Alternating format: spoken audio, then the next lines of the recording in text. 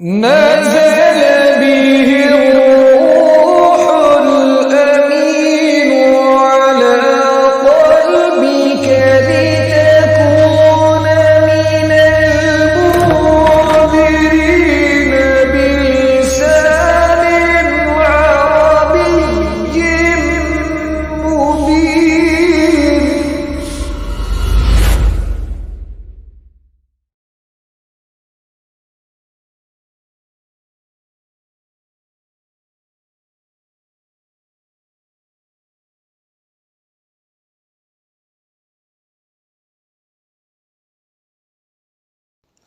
بسم اللہ الرحمن الرحیم. عزیز طلباء کرام، گزشتہ لیکچر میں معرفہ اور نکرہ کے حوالے سے کچھ بنیادی باتیں عرض کی تھی اور 5 پوائنٹس بھی نوٹ کروائے تھے. جن کے ذہن میں وہ پوائنٹس موجود ہیں وہ بڑی آسانی سے اس لیکچر میں بیان ہونے والی معرفہ کی اقسام سمجھ جائیں گے. معرفہ کی 7 قسمیں. زیادہ تر معرفہ تو وہی اسم ہوتا ہے جس کی شروع میں الف لام ہو، لیکن ضروری نہیں کہ سب معرفہ ایسے ہی ہوں جن کی شروع میں الف لام ہو. الف لام کے علاوہ بھی بہت سی علامتیں ہیں معرفہ کی، تو وہی علامتیں آپ کو اقسام کے ذریعے سے سمجھ میں آئیں گی. یعنی دوسرے الفاظ میں ہم یہ کہہ سکتے ہیں کہ کسی اسم کو مخصوص کرنے کے لیے جیسے الف لام لگایا جاتا ہے، الف لام لگا کے اسے مخصوص کر دیا جاتا ہے، تو اس کے علاوہ اور کون سی صورتیں ہیں، کون سی وجوہات ہیں، کون سی چیزیں ہیں، کون سے وہ اسماء ہیں جو بغیر الف لام کے بھی مخصوص ہوتے ہیں. تو آئیے دیکھتے ہیں معرفہ کی اقسام. پہلی قسم ہے اسم علم. اسم علم کا لفظی معنی ہوتا ہے پرچم، اور پرچم کسی قوم کی علامت ہوتی ہے. علم کا معنی ہوتا ہے نام. لفظی معنی پرچم، اصطلاحی مفہوم نام. تو یہ معرفہ کی پہلی قسم ہے. یعنی دنیا بھر میں جتنے بھی نام ہیں کسی شخص کے، کسی چیز کے، کسی جگہ کے، کسی ملک کے، وہ اسم ہیں اور اس میں معرفہ ہیں. اور معرفہ کی پہلی قسم اسم علم ہے. یعنی کسی کا نام نکرہ بھی نہیں ہو سکتا اور فعل بھی نہیں ہو سکتا، حرف بھی نہیں ہو سکتا، اسم ہی ہے اور اس میں معرفہ ہے. دوسری قسم معرف باللام.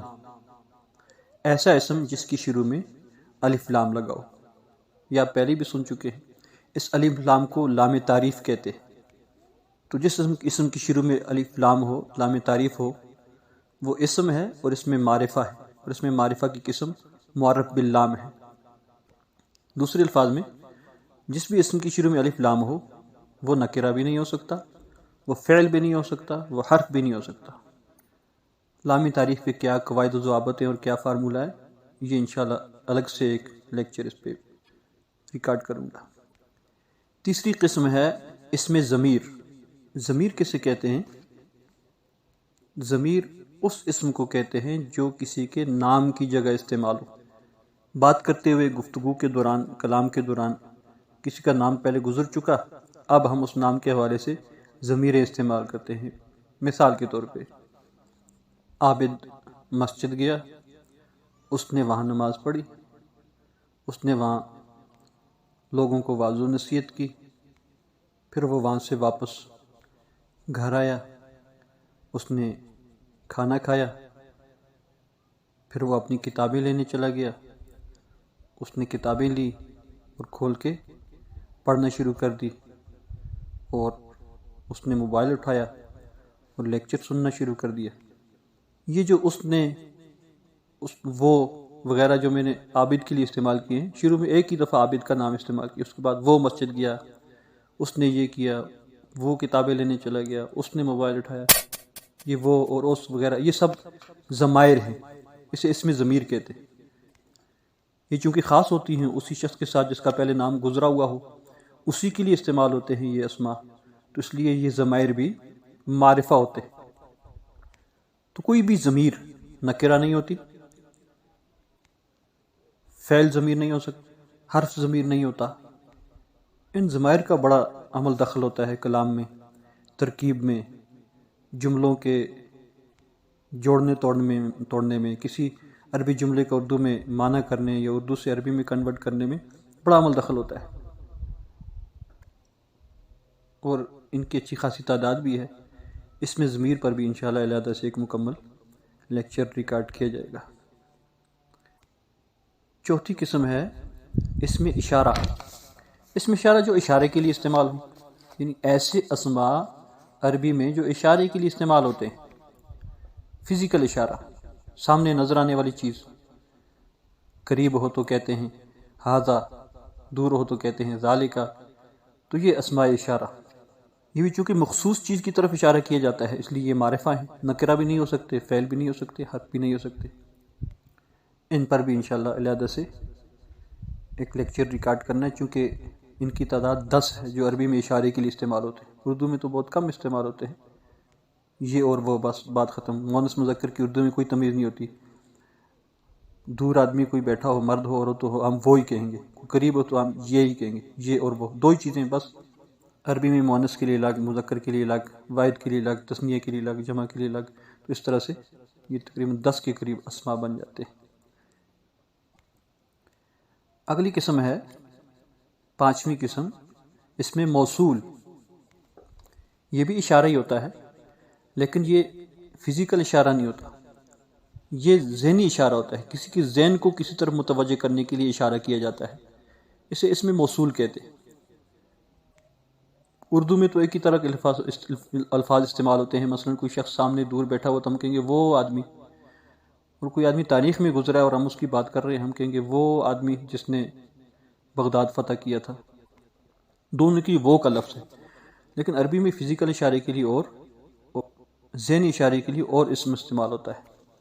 اسماء موصول قرآن کریم میں بہت زیادہ استعمال ہیں، جیسے الذی، الذین، اللتی، ان الذین آمنوا والذین کفروا، یا ایھا الذین، ان الذین، الذی، ان ھذا القرآن یہدی للتی ہی اقوم. للتی، تو یہ اللتی، الذی، الذین، اللذین، اللاتی جگہ جگہ قرآن کریم میں استعمال ہیں جہاں اشارے کیے گئے ہیں، اور وہ فزیکل اشارے نہیں ہیں بلکہ بتایا جا رہا ہے کہ وہ لوگ جنہوں نے کفر اختیار کیا، وہ لوگ جو ایمان لائے. ان ھذا القرآن یہدی للتی ہی اقوم، یہ قرآن ہدایت دیتا ہے للتی، ایسی قوم کو ہی اقوم جو راہ راست پہ آنا چاہ رہی ہو، سیدھا راستہ اختیار کرنا چاہ رہی ہو. ھدی للمتقین، یہ قرآن متقیوں کے لیے ہدایت ہے. کون متقی؟ الذین یؤمنون بالغیب، الذین، وہ جو غیب پر ایمان رکھتے، بن دیکھے مانتے. تو یہ سب اشارے ہیں فزیکل. یہ اسماء موصولہ ہیں. اسماء موصول بھی کہا جاتا ہے، اسماء موصولہ بھی. ان پر بھی انشاءاللہ میں ایک ہی لیکچر میں اسماء اشارہ اور موصول مکمل کر دوں گا، امید ہے. اگلی قسم ہے نمبر 6، منادہ. حرف ندا کے ساتھ جب کوئی اسم جڑ کر آتا ہے اسے منادہ کہتے ہیں. حروف ندا پکارنے کے لیے استعمال ہوتے ہیں، جن میں سب سے زیادہ استعمال یا کا ہے. یا ایھا المزمل، یا ایھا المدثر، قل یا ایھا الکافرون، یا ایھا الرسول، یا اللہ. سامنے بندہ موجود ہو تو اس کا نام لے کے یا محمد، یا احمد، یا محمود، یا ابراہیم. تو جب حرف ندا کے ساتھ ہم اسے مخاطب کر کے پکار رہے ہیں تو وہ مخصوص ہو جاتا ہے. بے شک وہ عام آدمی ہو تو ہم کہیں او بھائی، ہیلو بھائی، او انکل جی، ہیلو چاچا. تو کسی کو مخاطب کرنے کے لیے اردو میں جیسے او، اے، ہیلو، یہ الفاظ ہوتے ہیں. عربی میں بھی الفاظ ہوتے ہیں جن میں سب سے زیادہ یا کا استعمال ہوتا ہے. جب اسے مخاطب کیا تو وہ مخصوص ہو گیا. مخصوص ہونے کی وجہ سے وہ معرفہ ہو گیا. تو یہ جو منادہ ہے یہ بھی معرفہ ہے. اس کی بھی چند اصول ہیں، وہ بھی انشاءاللہ آگے جا کے میں ذکر کروں گا. ندا اور منادہ کے ترکیب میں کیا اصول ہیں. تو منادہ بھی معرفہ ہوتا ہے، نکرہ بھی نہیں ہو سکتا، فعل حرف بھی نہیں ہو سکتا. 7ویں قسم ہے مضاف، اسم مضاف، مرکب میں جا کے ہم مرکب توصیفی، مرکب اضافی پڑھیں گے، وہاں مضاف سے متعلق تفصیل پڑھیں گے۔ فی الحال اتنا جان لیں کہ مرکب جملے میں، مرکب اضافی میں دو جز ہوتے ہیں، مضاف اور مضاف الیہ۔ ان میں جو پہلا جز ہوتا ہے مضاف، وہ معرفہ ہی ہو سکتا ہے، نکرہ مضاف نہیں بن سکتا۔